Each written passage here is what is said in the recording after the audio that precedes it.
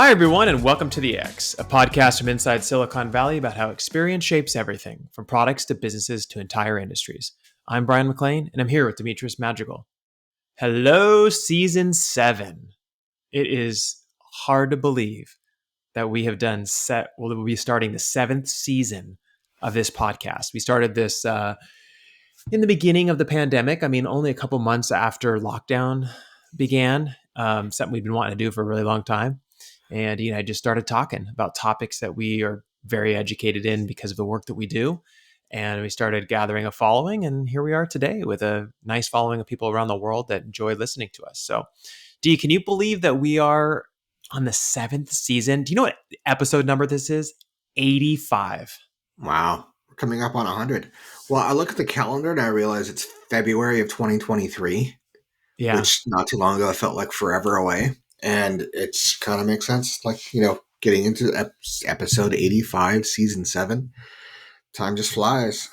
I know. And I wanted to catch up a little with everybody and kind of tell them what's been going on with us personally and stuff since we wrapped season 6, because all the previous seasons, we started right up in January and that kind of stuff. And here we are, February, and we are just starting the season. So I wanted to kind of be transparent with everybody. So Dee and I basically needed a little bit of a break. We pushed season 7 back a few extra weeks because we've been working a lot with our clients through our company Metric Lab, which is a consulting company that supports a lot of tech companies in conducting research and kind of figuring out, like, how do I strategize this data? Like, what do I do with it? Like, what story do I tell? And we started getting very busy with that. And we were doing podcasting at the same time. And then when you add in just, normal life, right? Of like going off, doing fun things with your family and your friends and all that kind of other stuff, we started to feel like this was kind of a pressure cooker. Like, it was like, oh my gosh, we have to get a podcast episode out. Like, we have to do this, we have to do that. And it started feeling a bit overwhelming. And Dee and I are very pro advocates of mental health. We have backgrounds in psychology, and we understand that when you're pushing yourself like that, you're not necessarily going to continue to produce good content. And so we decided to give ourselves a nice little well-needed break because we didn't want podcasting to be something that felt like work. Like, we do this for fun. We do not get paid to do this yet. Hopefully we'll get some sponsors at some point. But we do not. We just enjoy it. And we didn't want it to go down that path of feeling like we just had to produce stuff. And also in I believe it was season 5, Demetrius came to me and goes, so is this season going to just never end? Like, we had like done double the amount of episodes that we had done in the previous season because we were having so much fun, we forgot.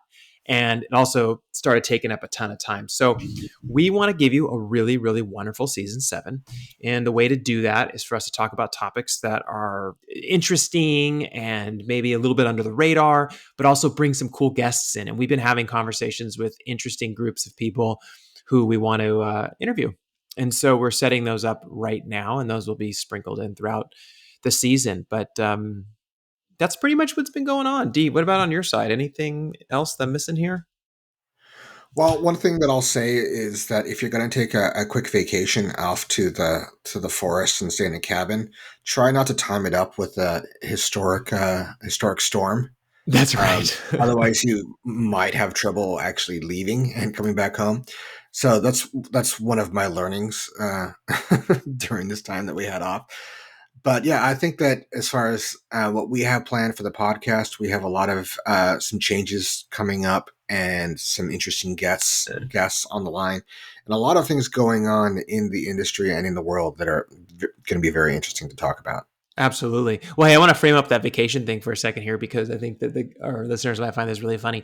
So Dee was saying, like, hey, I'm a little tired. I need to go on vacation. I need to basically get out of the office kind of thing and get away. And I said, great. If you need some ideas, I have great ideas of places to go and that kind of stuff. And he was like, oh, we're going to go to the woods. We're going to have this cool, experience, out in nature and all that kind of stuff. And I was like, oh, okay. And I was like, hey, what about like Palm Springs? You can lay by the pool. You can kind of relax for a week, whatever. And he's like, no, this is going to be great. And then, which I love nature because I'm a big hiker and stuff as well. And then right the day after Demetrius leaves with his partner to go on this really cool trip, the storms hit California. And I mean, like, we've never seen in our lives. Like, the entire cities are being flooded. And I'm in the backyard of my house trying to like divert water, and like all these things are going. And D's stuck in the middle of the woods, no power, like crazy storms. And then he came back and I said, was you all nice and relaxed, ready to go now? Kick off season 7. He was like, "Oh my god, I need another vacation." Well, to be fair, we did not know that we'd be getting 3 weeks of atmospheric river when we booked this trip. Yeah, And it would have been amazing if we just didn't have that bad luck. And to be fair, it was still pretty awesome being out there. I mean, you're not going to see this kind of environment with the way the seas were, and because we were up at Redwood National Park, which is right on the ocean, also. So you got my partner Christine is an amazing photographer, so she got some great photos of just the oceans and the woods. We went to Fern Canyon. We did some cool stuff. Just we got to that second day and the storms really hit and the park was shut down and the roads started shutting down and we're like, and the power went out and we lost internet connection at the little cabin that we were at. And we were just like, are we going to be able to even leave? yeah, But exactly. thankfully it worked out. It was an interesting drive. We saw some towns completely flooded on the way back. And we caught a little bit of a break in the rain on the drive back between all the storms hitting. So it ended up being not too unsafe driving home. Yeah, you made it back, which is great, because like that Mhm. area that you were in got hit pretty hard. So I mean, it's funny about life, right? So like I've done a lot of mountaineering trips and interesting adventures, and some of them, we had some trouble like in the mountains where things didn't go our way, so to speak. And it's funny when you're in the moment, you're kind of worried and you're trying to like work through a problem, but then you get back and you're like, man, what an amazing adventure. So it's cool that you had that awesome, crazy adventure, because your perspective now is slightly different, right? If you would have gone, it would have been perfect weather and everything was perfect and beautiful and that kind of stuff. You wouldn't really kind of appreciate, what you experienced or what you saw. But Yeah. um, Well, it's always some, awesome to get out, have some adventures, and to be out. And one of the things that I've noticed is that a lot of the best ideas for products or services come when you're out in the world, not necessarily when you're sitting in an office or when you're talking in a meeting. yeah, someone I was talking to the other day, a good friend of mine, was saying like, I feel like I'm not necessarily meant to do what I'm doing, but I don't know what else I could do. And one of the things I said to him was some advice that someone else gave to me, which is you can't think your way out of figuring out what you want to do with the world or what product you want to create. You actually have to go and do it. Meaning like you have to just go try stuff. Hmm. You have to be inspired, and then you have to go try stuff and then just see what happens. And maybe it's not even inspiration, like you said. Maybe it's discipline. Like I know I need a vacation, so I'm going to go. And then when I'm there, suddenly my brain opens up, right? And I have a Yeah. great idea, or I have a new approach I want to take to my life, or whatever it is. But you're 100% right. Like you have to like go out and live and do things. You can't just try to like think your way Yeah. through it. And we run across this problem even in tech, right? It's like people are trying to think up how to solve a problem inside a company or inside an office, right? Um, and it's like it just doesn't always work out that way, right? You got to kind Yeah. of get out and see the world. But I want to talk about a couple things today. Only two major things, but I wanted to bring up a point about something. As we've been going along, we've been gaining subscribers, and it's been really fun, and we've been slowly growing. And it's weird. We get people in like weird areas of the world that like I never would have thought would listen to us, and I love that, and it matters a lot to me. But we produced the FTX episode part 1 and part 2, and of all the 84 episodes that we've completed up to this point, those 2 episodes are the 2 top episodes from a download perspective out of any of them. And so I wanted to first thank everyone who listens and have shared with a friend and that kind of stuff. That's really awesome. We love to see that huge bump. And second of all, we're not 100% sure why it is those 2 particular episodes or that topic was so important. We've talked about a lot of really important topics. So if you have a chance to, message us, email us, info at thexpodcast.com, and just let me know why that one was so great and it got spread so much. I would love to know that, because we'd like to give you more of that if that's what you're looking for. The other one is there's 2 main topics I want to talk about today. for episode 85, it's really important, is that crypto is gone quiet. And Dee and I want to kind of get into that a little bit and what's going on. And then the big one is ChatGPT. I'm sure you've heard about it everywhere. It's even been on 60 Minutes. It's like a huge thing in AI. We finally hit a point where the use cases surrounding it are starting to be very effective and people are loving it. And so we want to get into those. But let's start out with crypto. D, I feel like it has gone dark. I don't hear anyone in my circle talk about it anymore. I don't get any weird emails that say like buy my coin or any of that kind of stuff. The only thing I've heard is that Bitcoin has gone up recently, but other than that, it has gone practically silent in my world. Am I living in a bubble or are you kind of seeing the same thing? Oh, I'm saying the same thing, and the fact that Bitcoin has gone up is just kind of this under the radar thing. Even that too, and I think that one of the things that happened is that with FTX going under, with Binance also being questionable, a lot of people are looking at these centralized exchanges and also the coins and the coins associated with those centralized exchanges as well. That's maybe it's not ready for prime time. Yeah. And at the same time, maybe it'll never really be ready for prime time, at least not in this kind of form. I think that, and I've said this before, cryptocurrencies in general have failed to find a unique use case. Their value proposition is largely either invest in this and it'll go up, which we're seeing that it's pretty much acts like every other investment opportunity out there, which is Mm-hmm. when the economy is good, or I should say, when the investment markets are strong and going up. When you're in a bull market, it'll go up. When you're in a bear market, it's going to go down. So not entirely sure what the necessarily the advantage is relative to more traditional investments like just stocks. But at the very least, it's not a unique use case and not a unique value proposition. So that's part of it. And the other thing is not just, I mean, we've had issues or questions around Tether and other stable coins. There's questions around plenty of other coins that are going on. There's possibilities that Alameda Research, I've heard, I don't know if this is confirmed or not, was engaged in some pump and dump stuff before the FTX crash happened.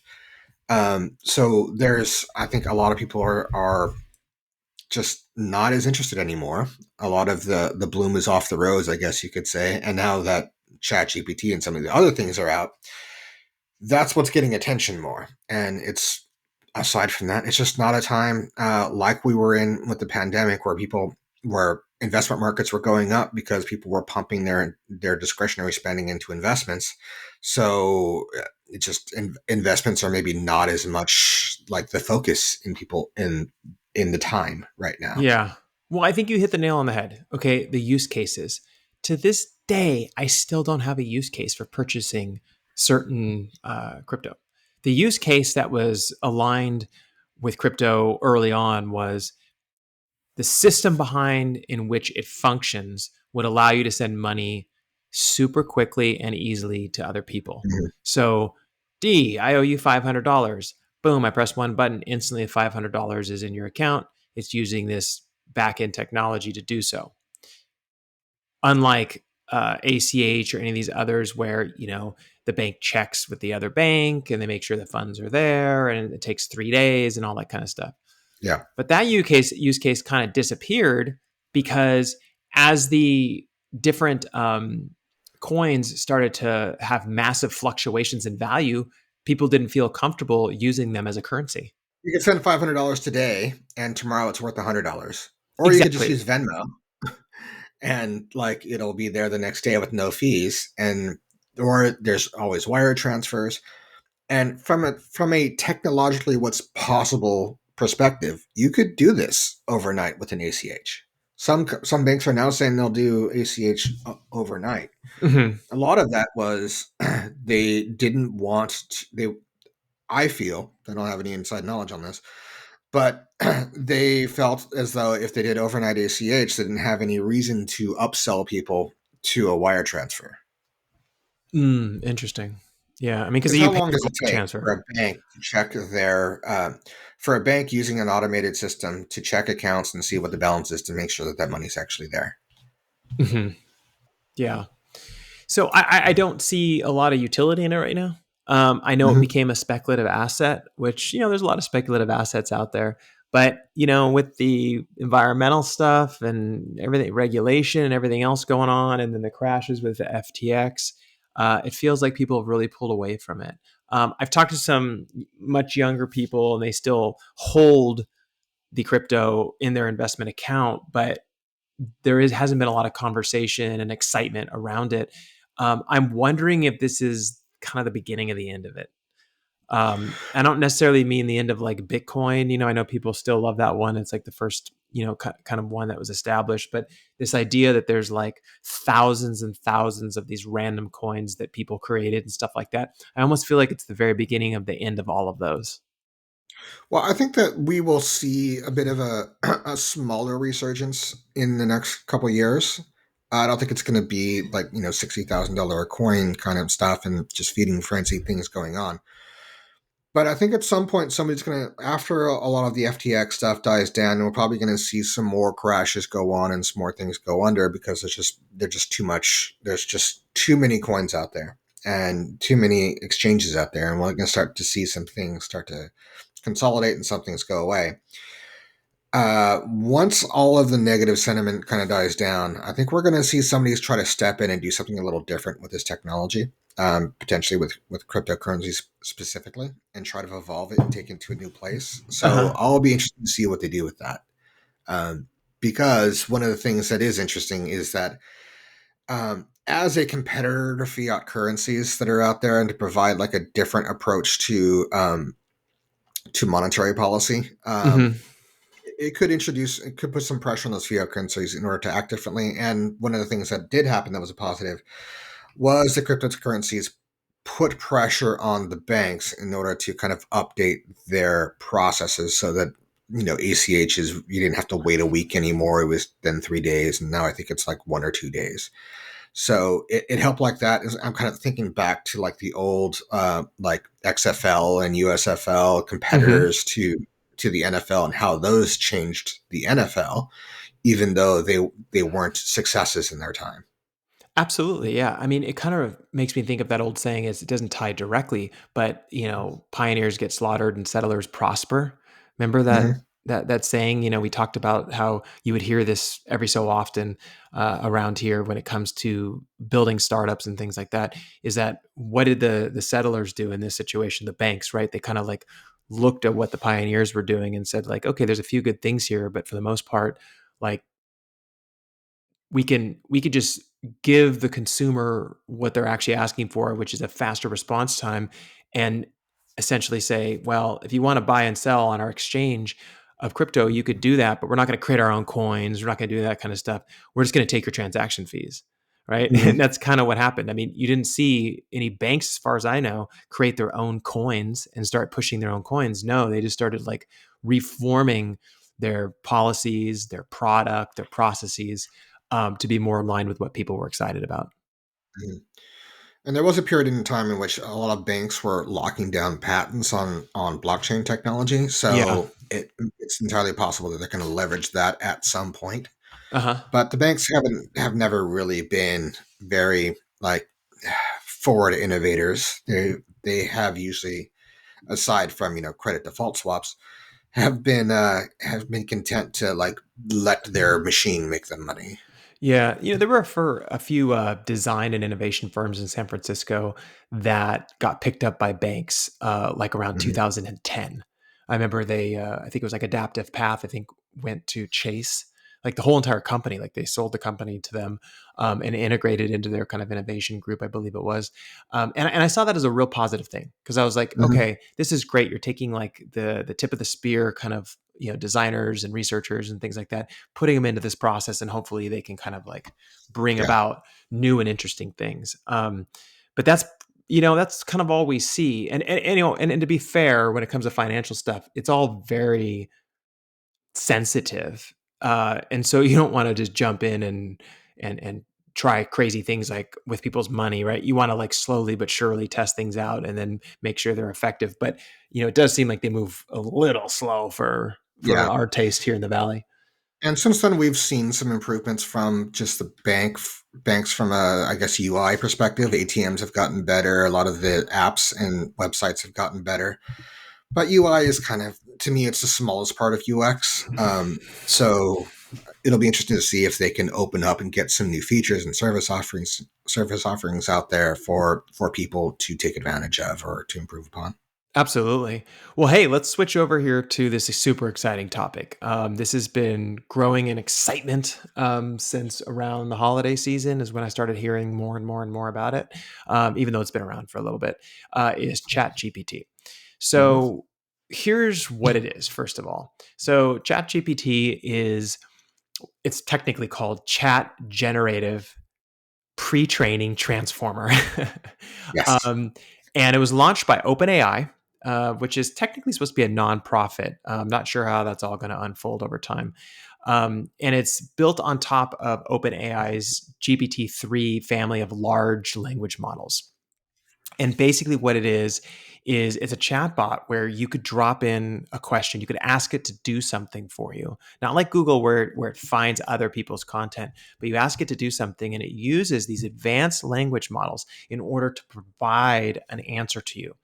And that answer can be a presentation. That answer can be software code. That answer could be um, a full blown monologue for a comedian.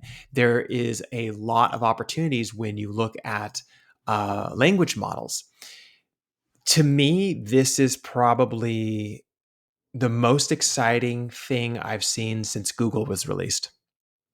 And the reason why I Wow. say that is because I've been using it for 4 weeks now, and so many people outside of the tech industry have reached out to me and said, "Oh my God, have you tried this? I'm using it for my salon. I'm using it for my education practice to write copy for social media. I'm using it to write small scripts in order to help me be more productive in video processing."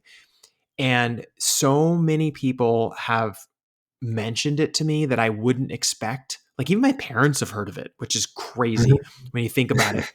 Um, that I decided to dive deep into it. And I know that you, D, haven't dived super deep into it. So I thought this would be a great time to talk about it because we can kind of explore exactly what happened. ChatGPT has a real use case. And the use case is it's helping you think about what you should say or what you should present or how you should write code. The response I got from an educator was, "Ooh, this scares me. I wonder if my brain's going to get weak if I keep using this." So there's a lot of thinking going around this where people are like, "Okay, I love it, but wait a minute. Now I don't have to like stress my brain as hard to kind of come up with these concepts or ideas or this write up or this monologue or this summary of something because it'll generate a really good one right off the bat." So Yeah. one of the big projects I did, obviously I've done a ton of the copywriting stuff where I'm like, write me an intro to the podcast, blah, blah, blah, blah, blah. And it wrote a beautiful intro. I did not use it on purpose because I feel like it's now starting to get kind of cheesy because everyone's doing that now. They're like, guess what? The intro was written by ChatGPT. But what I did is I actually had it write me code, and it was code for a script that would take all of our podcast audio files and convert them into video files with uh, just one click. And it wrote absolutely perfect code. And Awesome. and it actually told me in the code where it was going to store the files, where it was going to source the file, like put your files on the desktop. It had everything. And what I think a lot of people haven't played around with yet that I'm realizing is that once it actually provides a response to you and it gives you that code or it gives you that write up, you can ask it more information or tell it to go layer deeper, layer deeper, layer deeper, and it just keeps going deeper and deeper, and the responses are even better. So I think it's remarkable and a game changer. And I think it's literally the tip of the iceberg of what we're going to see in the next couple of years coming out of small companies as well as large companies like Google. Huh. That's definitely Um, interesting. I feel as though this is a technology that's out there, and a lot of companies have worked on it and have developed it. We've seen some demonstrations from Google a couple of years ago uh-huh. where they were using something similar in order to be your assistant to reach out and like make dinner reservations or to Hmm. schedule a haircut, things like that. I think it's one of the first ones to make it widely available to the public at this level of capability, and it. But I also look at it and say, okay, they haven't really wrapped their heads around what the use cases are. There are absolutely use cases, as you're pointing out, but they haven't necessarily been. I don't hear so much about ChatGPT is for this, or it's for writing code, or it's for writing copy, or it's for writing a report. It's more what I'm my experience I'm hearing from them is ChatGPT is this AI that can do a wide range of things. So one of the things when you're coming from a product development perspective is, all right, let's narrow in on a few use cases and value propositions. Let's let's develop around that a little bit to make sure that there are clear guidelines from a user experience perspective of this is what it can do for you. This is where it's gonna might have some limitations. Here's what to expect from it. Here's how to use it, and then Hmm. people can go from there. I think where we're at right now, D, is we're at a position where we're actually helping them figure that out. Yes. Because You when know what this reminds me of is uh, Google Glass. yeah, Yeah, yeah, this well, is a no, technology that no, hasn't been fully productized yet. What's up? yeah, I think Glass has a little bit of a negative connotation to it. I don't think ChatGPT has a negative connotation yet to it in that way. Like I feel like Google Glass, Yeah. when you and I saw it from the perspective of like this is what's possible, and then everyone else Mhm. looked at it and go, "Why would you have that thing on your face?" And I'm like, they're doing a technology demonstration, but so I have a little bit of a trigger when you say that, but I understand exactly what you're saying. Well, it's entirely possible that we're going to start getting that reactionary approach to ChatGPT. Also, people are going to are Google Glass did the same thing when it first came out. Everybody was like, "Oh my god, that's so cool! Like you have AR on your face and stuff like that." And then there was reactionary negative reaction to it over time because of all of the attention that it got. People felt like it was too much and the design wasn't fully there and all these kinds of things. But in the sense, what I'm seeing that's similar between those two is that ChatGPT fundamentally is this exploratory new technology that hasn't yet been fully productized. Like there's Hmm. no revenue coming in. There's no super defined use cases. There's no UX, like guided UX built up around it, like you would see for a finished product, like what Apple would put out, for example. Hmm. That said, it is absolutely a very powerful demonstration for what's possible. And I think that we're kind of just scratching the surface.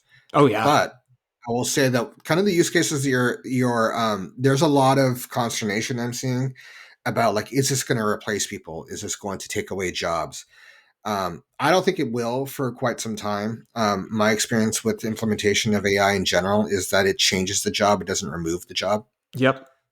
For copywriting, what will happen, or for writing code? I mean, for writing simple scripts that somebody's going to use at home in order to scrape an Excel file and aggregate a bunch of stuff, or things like that. That is something that nobody was getting hired for those jobs anyway. You might see some programmers doing that to make their own lives easier, but Hmm. that's not where the paying jobs are.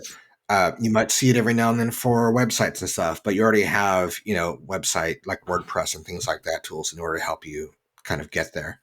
Um, where I think this is going to end up being used, and it might be end up being productized so that it's like this is a copywriting tool X name powered by ChatGPT kind of thing. You can see Yep. spin-offs and so you can have kind of the guided UX experience of like, here's what this can do, here's where you're going to need to intervene and set expectations. Because what I don't think you can do with this is just tell it to write you a novel and give it the characters and the overarching story arc, and then just take it and hand it over to your editor and get it published. I think No. is Uh, not so finished product that is putting out. Yeah, yeah. No, you make a really good point there. So one of the things that I did was I had it write me a story. And I said, Mhm. write me a story about a kid who loves to surf by the ocean or whatever it is. Wrote a gorgeous story. Like a Well, shockingly good story. Now here's the thing. Here's the thing. This is what I've been trying to tell everybody. Here's why I feel like it fundamentally changes us is because if that is the start, meaning like I asked for this story because I want to write a story, but I want to enhance it, in my own way or whatever. It just Mhm. took like 4 hours of me coming up with the baseline story in, was it 3.4 seconds or something?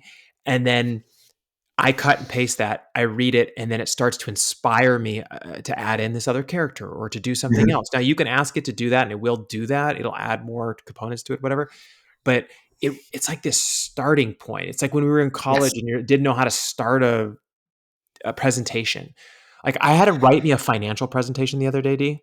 It was shockingly good. Like I said, write me a presentation about the financial markets and where investments should be made. It wrote it. And then I said, please give me more details about, and I picked a heading where it was talking Mhm. about interest bearing accounts. And I said, tell me more about that. It filled in the entire section on interest bearing accounts. It was shockingly accurate. Like I know this stuff well enough that I was reading it and I was like, oh, this makes total sense. Mhm. But now I'm starting from there instead of starting from scratch. And that was what I felt was Yeah. awesome. So I think, well, let me ask you a question before I get into my next part. Is because when I read the surfer's story that you sent me, I thought to myself, this is really impressive for an AI. Yeah. But if a human adult wrote this, I would have a bunch of notes for them. Oh, of course. Yeah. Well, I checked into this because I knew you were going to ask me about this. And basically, ChatGPT is only at the brain of a dolphin right now, and they Mhm. said that it'll be at the brain of a human within about a year. Okay. Now, saying it's a brain of a human has a wide range there. I'm going to Mhm. say very Mhm. diplomatically. Uh, but again, what I would say is that this is not necessarily going to be used to now you can fire your copywriters and have ChatGPT write all your copy for you. The way it is going to be used is in order to kind of get things started, right? To get a structure going and to kind of generate things so that then a professional copywriter who knows how to take it from, kind of a starter level to a finished, polished product can then work through. And for anybody who's worked in copywriting or in coding, even, you almost never start from a blank page. I mean, maybe if you're writing fiction, Yeah. but if you're writing press releases, if you're writing marketing content, a lot of times you're starting from something you already have. If you're a technical writer, I do a lot of technical writing. I almost never start from a fully blank page. I almost always have something, some kind of structure, some kind of template, some kind of format, a previous report, something that I'm working from anyway. So I don't know that this would change my job a ton at this point in time from that writer perspective, but we'll see as it continues to learn. Because one of the Yeah. things I saw about ChatGPT is that sometimes I saw it posted that they, when it gave some inaccurate information, and then if you asked it again a little while later, it had corrected it. Yes. Yeah. It's getting smarter and smarter. One of the things I noticed that it does is after you ask it a question, it creates a very unique title for it. Hmm. Meaning I didn't create the title, it did. And I think what it's doing is logging that title and dropping that content under there. And then every once in a while it asks me, was this accurate? Was this good? Was this, I Hmm. forgot what the exact phrasing is. And then I would click yes or no. And if I click yes, it probably registers it as like, okay, this is, exceptional content or something. And the other one is no, we need to keep working on it. And Hmm. I, the thing that is really interesting, like from a philosophical standpoint, is that if the basics, like you're talking about, if the basics are generated for you, does that actually make us more creative over time? So, like as a copywriter, you're going to be judged based on your creativity, not based on your just ability to produce copy about a topic, right? So it's like, Hmm. oh, okay, you can use ChatGPT and write the full one page press release for this new product that we're releasing, right?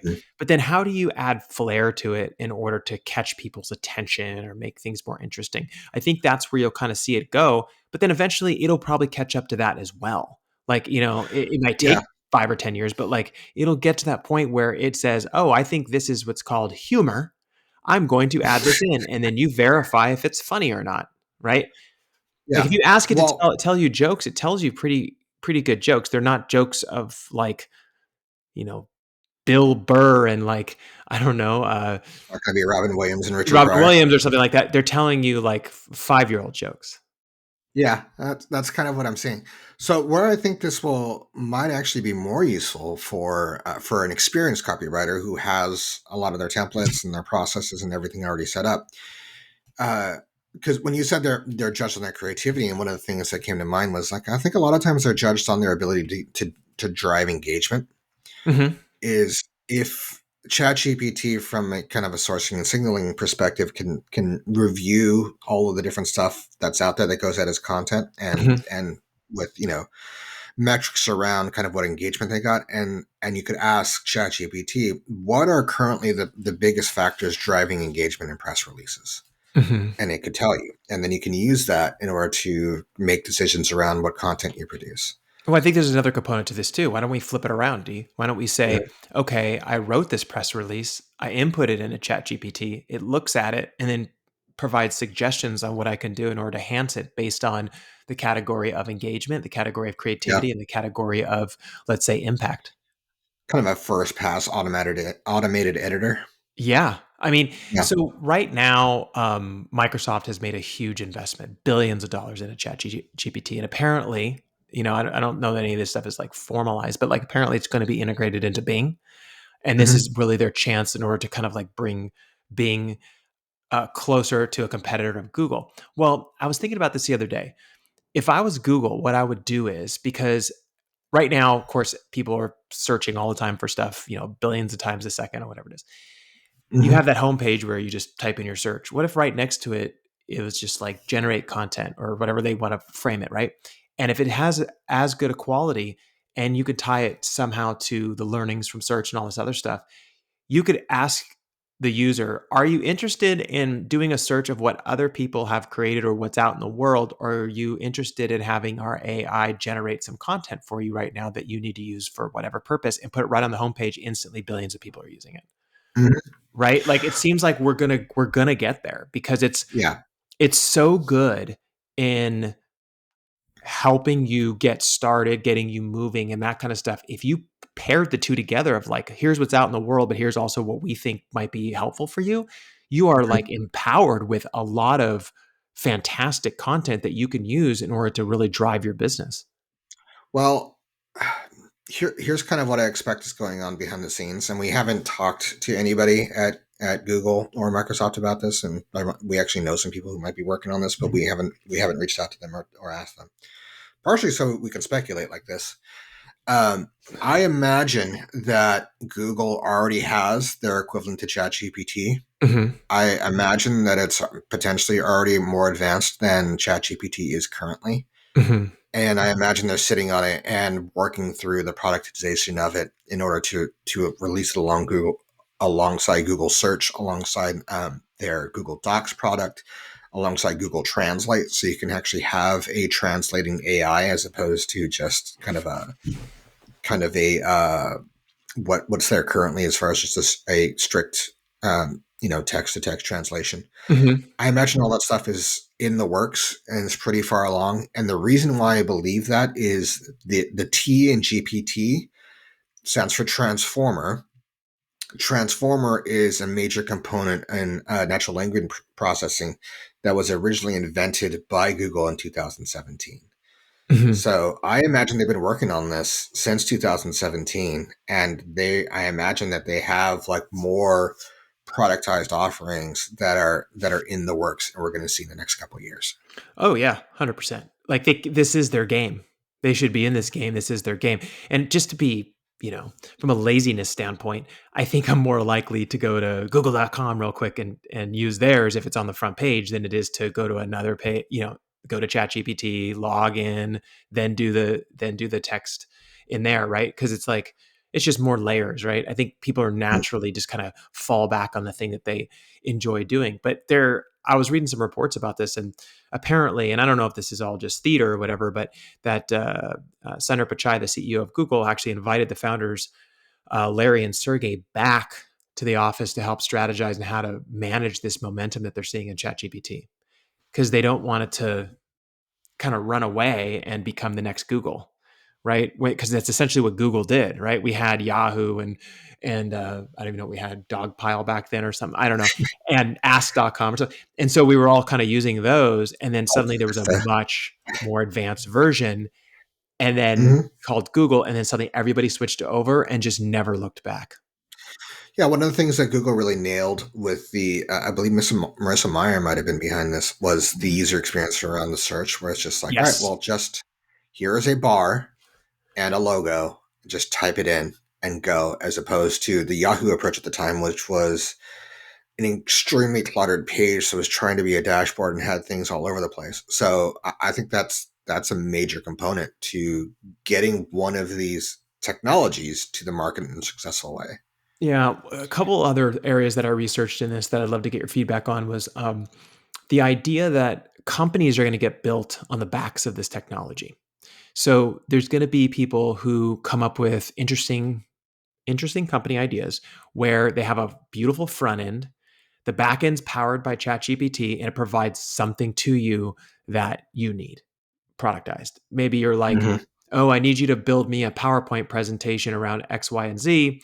It uses ChatGPT to produce the content. It uses that other one, was it called like Dolly or something, right? Dolly in order to create unique imagery that you don't have to pay for through Getty or somewhere else, drop it into the presentation, organize it, build it like, you know what I mean? Where you'll pay like a monthly fee. And they're basically just Sure. using these third party technologies to stitch it together for a use case that we know that everybody needs, whether it be report generation or presentation Mhm. enhancement, whatever it is.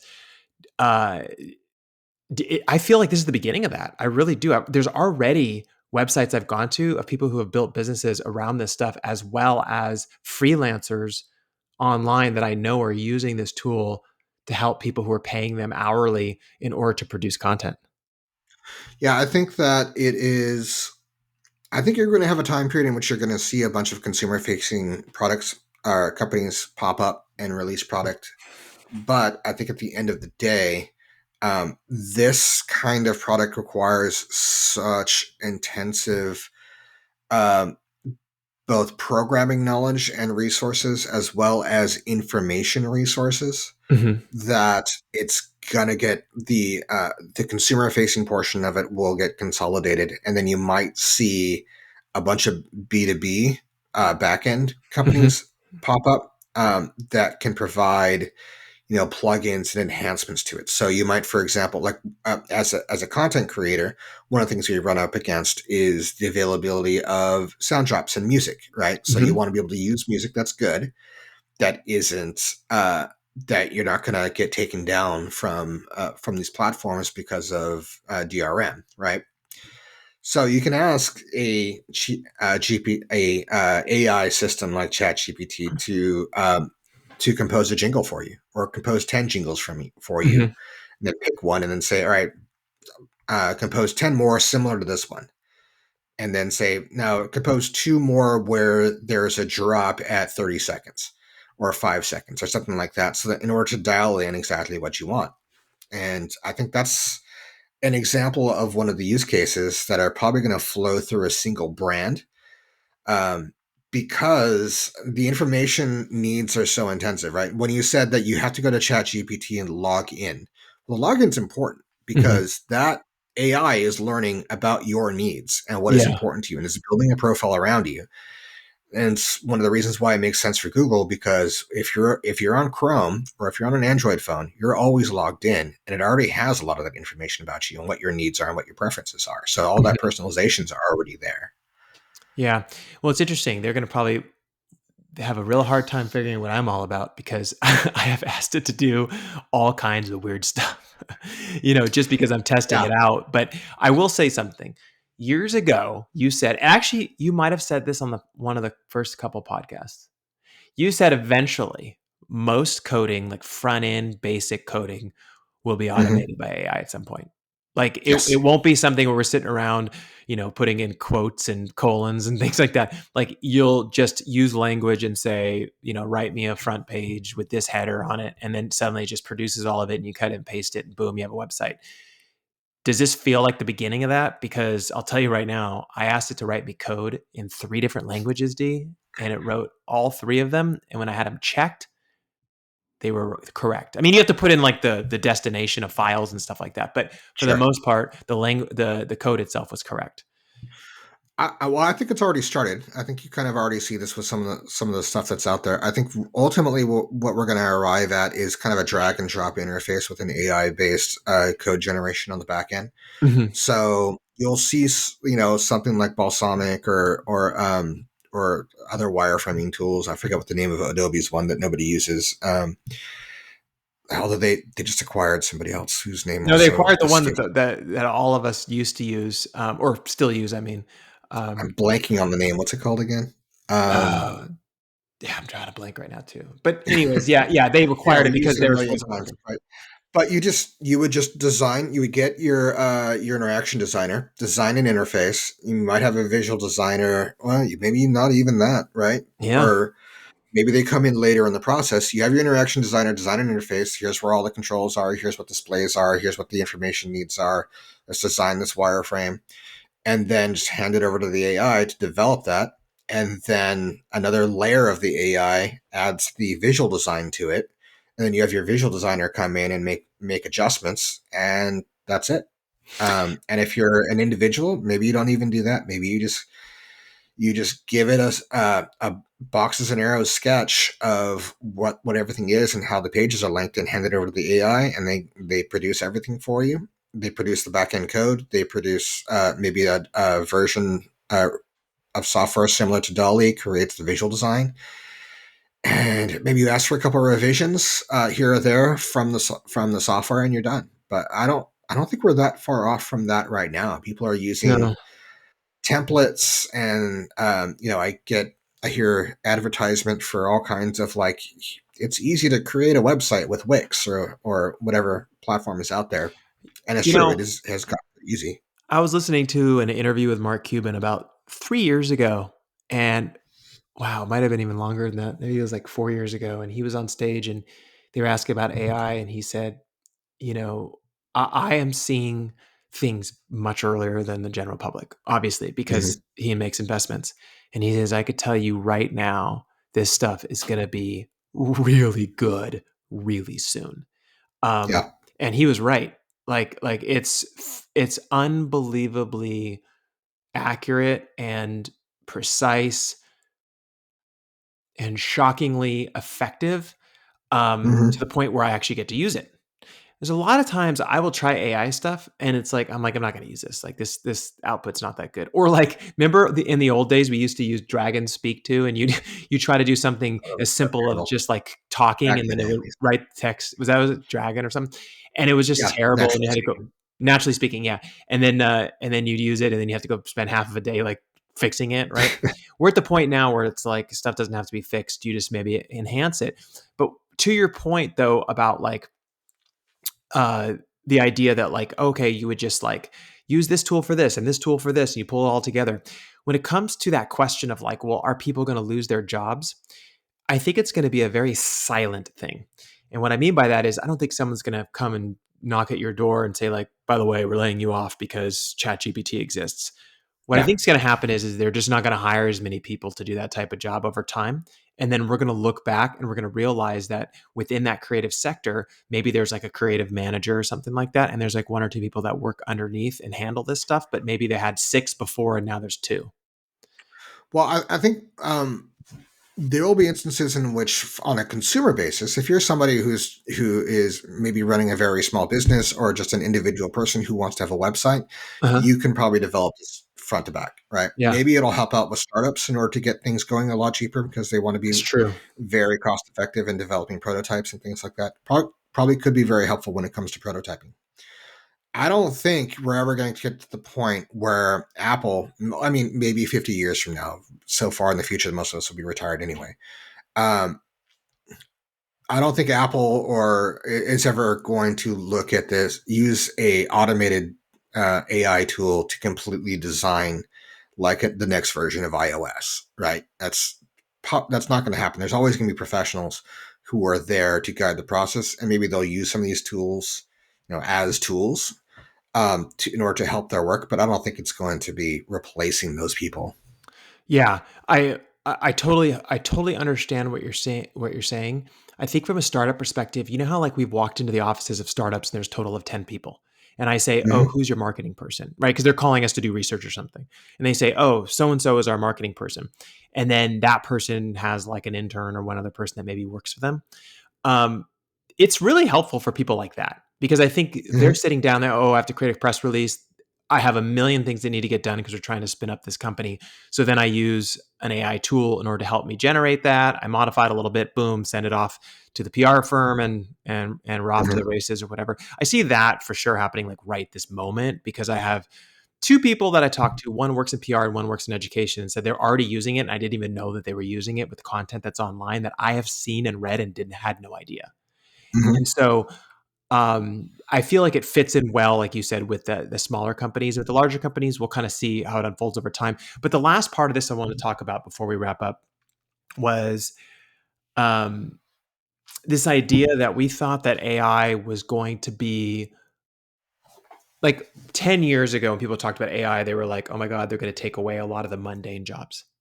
Like the things like, I don't know, laying brick or something all day long on a wall or that kind of stuff.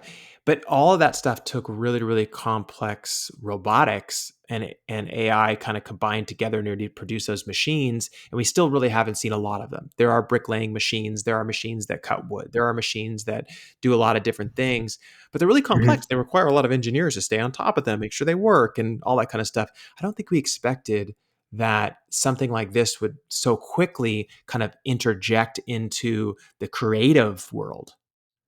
And Yeah, I mean, it's like, when you mention that, I think of like CNC tools and the CAD that goes yes. into it. And it is such a bear to learn CAD Hmm. and also be able to know how to use a CAD with a specific version of a CNC machine and know how to do all of the file transfers and everything so the machine Yep. can understand it. This seems like the kind of thing where it will just make that easier. It's not necessarily going to replace those people per se, Hmm. but I do think it'll make their job. They could make their job a lot easier and more efficient. Yeah. So I have a homework assignment for you, D, because I know we're going to wrap up now, and we'll be back next week to talk about some more interesting things that are that are emerging in social. Actually, um, I want you to go on a Chat GPT between now and next week. And I want you to try to challenge it to the point where you kind of break it, where you feel like it can't really give you what you're asking for in a reasonable way. And then I'd love for you to report back to our listeners about what you Okay. think. Yeah. And it could be Um, like a psychology research, doesn't matter what it is, but I'm just curious on what you think about that. Like when I pushed it to do a presentation and code, it was just blown away on how good it was. And so I would love to see what you think if you push it really hard. Okay. I will give that a shot. I have a couple of closing thoughts Uh huh. that I think you're going to find interesting. Number one, when I think about what major companies have kind of the culture and resources in order to really run with this, I come down to Google, Amazon, and Microsoft. Yep. I actually don't think that I don't think that Apple has the resources in order to do this. Doesn't even seem like they're thinking in this direction right now. Yeah. And it's because of the information needs. Like Google or Apple doesn't have search. And I think that knowing somebody's search behavior, Uh huh. at least outside of an incognito mode, would help a ton when it comes to generating results um, that are going to be useful to that person. Just I think that Google and Amazon and Microsoft have much more capabilities of using those signals that are user generated in order to personalize results. And I don't know that Hmm. Apple has those capabilities, at least based on Apple Maps. In my experience with that. That was a little bit of a dig there, but I'll let you have that one. All right. So the other thing is, I thought of an amazing use case that we will probably use, probably many times, is name generation for products and Oh businesses. yes. Oh yes. Well, I'll tell Can you. you imagine? I don't know if you opened the file that I sent you yet. I did a ton of research. Remember on like how to use ChatGPT for SEO creation or SEO Hmm. permutation, I guess they call it, or whatever. Um, Yeah. it does a really good job of like coming up with all the hashtags and the top SEO search terms and all that kind of stuff. It kind of generates them all for you within like I don't know, like 2 or 3 seconds. So Hmm. I love the idea of name generation, because it's awfully challenging. And even the best of the best, we have worked with literally the best of the best when it comes to generating names and things, and they struggle as well. It's not like it just pops into their head. They go through entire processes in order to figure out how to generate the right name for the right product. Yeah. And if you haven't worked in this field, let me tell you that coming up with a name for your product, like if you're, ChatGPT, give me 15 names for my new metaverse platform. Coming up with names for things is one of the hardest things you'll ever do in this It's so profession. hard. It's hard. It's why you see so many things come out and you're just like, that's a terrible name. Like Pied Piper. What do you mean? Well, it's funny, D, because like clients will ask us, and I appreciate them asking us, but they'll ask us, they'll say, "Hey, can we conduct some research in order to come up with a name for this particular product or whatever?" And I say, "Yeah, but when it comes to working with users and things like that, it's better to do research to verify that the name that you've generated is something that resonates with them and works with them. Because even when we ask large swaths of users about what name would you call this thing or that thing, they struggle to come up with anything that's interesting or creative. Like it's Yeah. just it takes I mean, you might get time. lucky, but you're basically asking them to do one of the hardest things. Yeah, exactly. And you're asking them on the spot. You're not giving them weeks to think about it and that kind of stuff. We've tried so many different research studies to figure this stuff out, and ultimately verification is much better than generation. Yeah. And we definitely work with founders who found it so much easier to like code their entire back end than to come up with a name for their product. Yeah, exactly. That's why you know what? Listen up, everyone. This is why all these incognito and stealth companies wait to the very last minute to tell you what the name of their company is. It's because they've spent all their time building the They product don't and know. they can't figure it out. They have no idea. Trust me. Yeah. Well, anyways, I think this is a good time for us to wrap up this episode. This was really fun to kind of like jump back in, and I love it when we dig deep like this. That's why I want you to try this thing out, and really try to break it. And let's see how you feel next week. We'll for very first thing we'll do when we get into the podcast, we'll talk about it. One last thing for everyone to know. As we mentioned in last season, we will now be posting all updates as well as uh, video versions, quote unquote video versions. We don't actually do a full video version yet. We will start doing that eventually of the podcast on YouTube. And our YouTube channel is at the X Podcast. We are just now in the process of converting all of our existing videos, or sorry, existing audio files into video files and uploading them and properly like labeling them, sourcing them, hashtagging them so everyone can find them. So please go to YouTube, subscribe to our channel. There's not much on there because we're literally just getting everything uploaded now and getting it going. But when we have stuff that we want to share with you, it's going to be on that channel. We think it's the best way to do it. We get much more traction from people in that space. So thanks everyone so much for taking the time to listen to us today. We really appreciate it. And we will see you all next week.